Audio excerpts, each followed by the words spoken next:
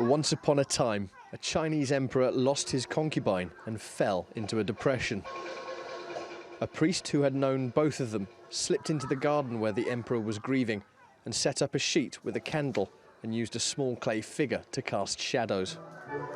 The priest's stories and dancing shadows of the empress captivated the emperor, and 2,000 years later, children in China are learning about the storytelling art form.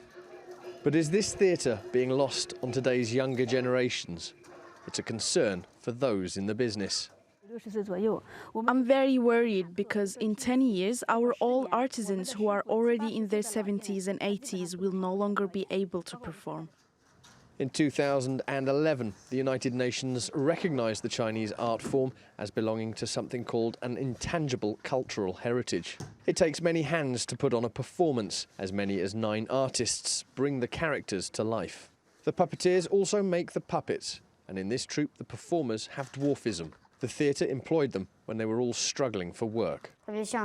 I'm very happy during the process of carving worn leather into a work of art. I cherish them so deeply that they are just like my babies.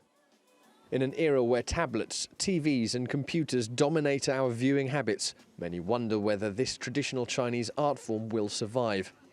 The country's President Xi Jinping has pledged his support to preserving traditional Chinese culture, but those in the industry are still waiting on developments. The Chinese government has already realized the importance of traditional culture. President Xi has mentioned it so many times, but what we need now are concrete measures instead of rhetoric.